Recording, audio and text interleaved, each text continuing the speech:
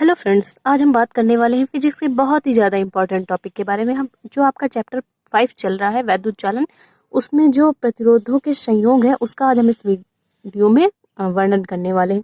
तो प्रतिरोधों का संयोग होता क्या है? इसको इंग्लिश में कहते हैं कॉम्बिनेशन ऑफ रेजिस्टेंस, मतलब प्रतिरोधों का संयोग। प्रतिरोध कितने प्रकार के होते हैं? प्रतिरोध 2 प्रकार के होते हैं। कौन सा? श्रेणी क्रम संयोजन और समांतर क्रम संयोजन। तो आज हम इस वीडियो में श्रेणी क्रम संयोजन के बारे में जानने वाले हैं। तो चलिए देखते हैं कि श्रेणी क्रम संयोजन एग्जैक्टली होता क्या है। तो चलिए सबसे पहले श्रेणी क्रम संयोजन की डेफिनेशन देख लेते हैं, फिर फिगर से हम अच्छे से समझेंगे कि श्रेणी क्रम संयोजन होता क्या है। प्रयोगात्मक कार्यों के लिए हमें कई सारे प्रतिरोधों की आवश्यकता पड़ी, जिसके लिए हमने क्या, ये श्रेणी क्रम संयोजन और समांतर क्रम संयोजन 2 क्रम में बांटा गया है। तो चलिए श्रेणी क्रम संयोजन को जान लेते हैं। तो बात करें इसकी डेफिनेशन की, तो डेफिनेशन क्या होती है? इस संयोजन में, मतलब कि जो पूरा संयोजन है, इस संयोजन में किसी परिपथ में प्रतिरोध कई सारे तथा उनके सिरों के बीच जो विभवांतर होता है वो क्या, अलग अलग होता है। कई सारे प्रतिरोध आपके R1 हो सकते हैं, R2 हो सकते हैं, R3 हो सकते हैं, कुछ भी हो सकते हैं, परंतु उनके बीच जो विभवांतर होगा वो क्या होगा, अलग अलग होगा। तथा धारा का मान समान होता है, मतलब कि विभवांतर अलग अलग तथा धारा जो होती है, जो बहने वाली पूरे परिपथ में धारा होगी I, वो क्या होगी, पूरे परिपथ में समान होगी, क्योंकि परिपथ पूरा श्रेणी क्रम में संयोजन में जुड़ा हुआ है। तो चलिए देखते हैं इसका फिगर, जिससे आपको डेफिनेशन अच्छे से हम क्लियर कर सकें।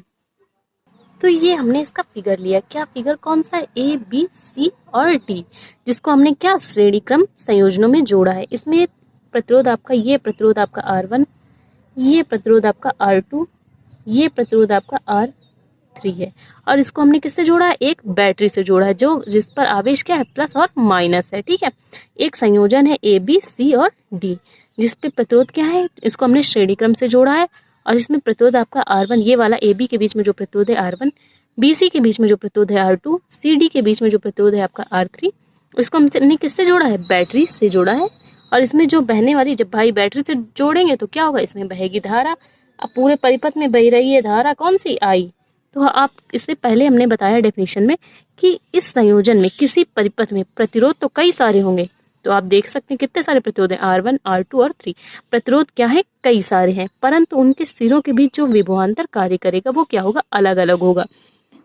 इसका कहने का तात्पर्य ये है कि अगर प्रतिरोध आपका R1 है तो इसमें जो विभवांतर कार्य करेगा वो क्या हो जाएगा, V1, क्योंकि धारा तो समान है लेकिन विभवांतर के मान जो क्या है, अलग अलग है। और R2 के लिए विभवांतर क्या हो जाएगा, V2, और R3 के लिए विभवांतर क्या हो जाएगा, आपकी V3। ठीक है, तो श्रेणी क्रम संयोजन में क्या होता है, विभवांतर अलग अलग होते हैं, अलग अलग प्रतिरोध के लिए विभवांतर अलग अलग, तथा धारा का मान क्या होता है, समान होता है। इतना ही आपको ध्यान देना है। तो चलिए हम बात करते हैं इसकी डेरिवेशन की, कि इसके डेरिवेशन को कैसे कर सकते हैं। तो आप देख सकते हैं कि जैसे प्रतिरोध R1, R2, R3 हैं, तीनों प्रतिरोध हैं, तो इनका तुल्य प्रतिरोध क्या हो जाएगा, R is equal to R1 plus R2 plus R3, मतलब एक जो प्रतिरोध होगा वो क्या होगा, R होगा, तुल्य प्रतिरोध। इसी फॉर्मूले को हमें क्या करना है, प्रूफ करना है। तो प्रूफ कैसे करेंगे? तो आप देख सकते हैं फिगर में ABCD है, तो AB, BC और CD में 3 प्रतिरोध क्या है, श्रेणी क्रम संयोजन में जुड़े। किस में जुड़े? श्रेणी क्रम संयोजन में जुड़े हैं, तथा इनके बीच में जो प्रतिरोध है वो आपके R1, R2, R3, और इन पे जो विभवांतर कार्य कर रहा है वो V1, V2, V3। इसकी रचना आप ऐसे करके लिख भी सकते हैं। तो क्या होगा, इसमें जो आपकी धारा बहने वाली है वो क्या बह रही है, I धारा बह रही है।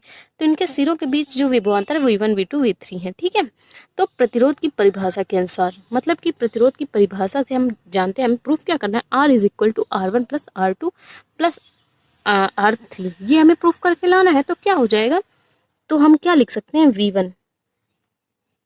V1 इज इक्वल टू क्या लिख सकते हैं, IR1।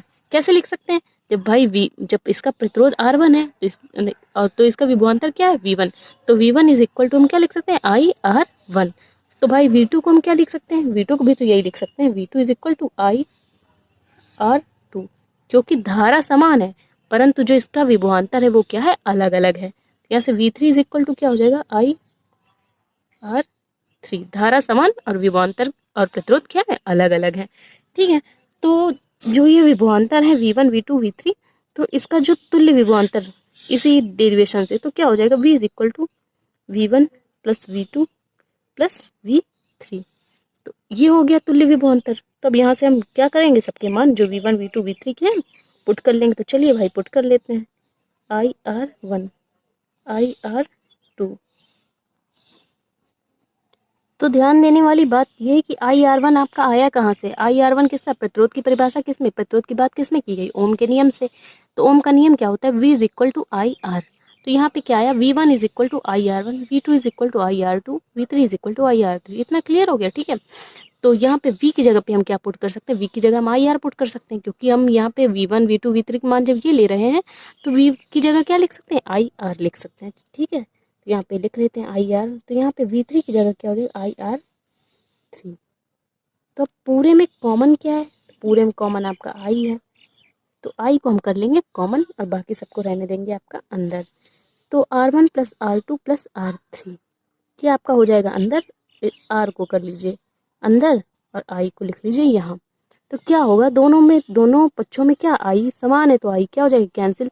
तो बचेगा क्या? बचेगा आपका R is equal to R1 plus R2 plus R3। तो इसका जो तुल्य प्रतिरोध है वो क्या आ गया? R is equal to R1 plus R2 plus R3। तो हमें प्रूफ करके क्या लाना था? R is equal to R1 plus R2 plus R3। तो ये जो श्रेणी क्रम संयोजन का पूरा फॉर्मूला है वो निकल के आ चुका है। तो एक बार फिर से इसका फिगर देख लेते हैं। फिगर क्या था कि हमने 3 प्रतिरोध लिए थे, तीनों प्रतिरोधों को श्रेणी क्रम संयोजन में जोड़ा था, R1 R2 R3। उनके जो विभवांतर थे V1 V2 V3। इसमें क्या था? विभवांतर अलग अलग तथा धारा जो थी वो समान थी। तो आई होप आपको ये डेरिवेशन समझ में आया तो प्लीज़ वीडियो को लाइक और हमारे चैनल को सब्सक्राइब करें। Thank you for watching this video. मिलते हैं इसके नेक्स्ट टॉपिक समांतर क्रम संयोजन में।